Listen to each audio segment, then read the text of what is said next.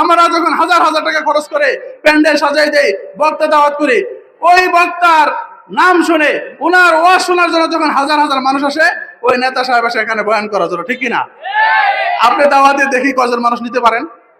কথা বলেন, নিতে পারবেন আপনি? মানুষ আপনার কথা শোনার জন্য ওখানে যাবে? তাহলে যে কথা আমরা শুনতে চাই না, আমাদেরকে কেন জোর করে শোনান? কোরআনে কারীমের মধ্যে নবী করিম সাল্লাল্লাহু আলাইহি ওয়াসাল্লাম রাষ্ট্র পরিচালনার কথা আল্লাহ তাআলা বলেছেন কিনা?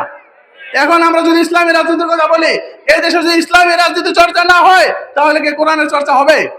এদেশে যদি আলেম ওলামারা কোরআনের হাদিসের চর্চা না করে, রাজনীতির চর্চা না করে, কে করবে? কথা বলে না, কে করবে?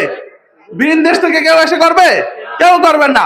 এই জন্য আমাদের দায়িত্ব হবে, আমরা উচ্ছৃঙ্খলা ছাড়া, উত্তেজিত ছাড়া, আমরা আমাদের নিয়ম শৃঙ্খলার ভিতরে থেকে আমরা আমাদের জীবন আদর্শকে নবী করিম সাল্লাল্লাহু আলাইহি ওয়াসাল্লামের সুন্নাহ মোতাবেক ধারণ করব। সেই ক্ষেত্রে সেইভাবে আমরা নিজেদেরকে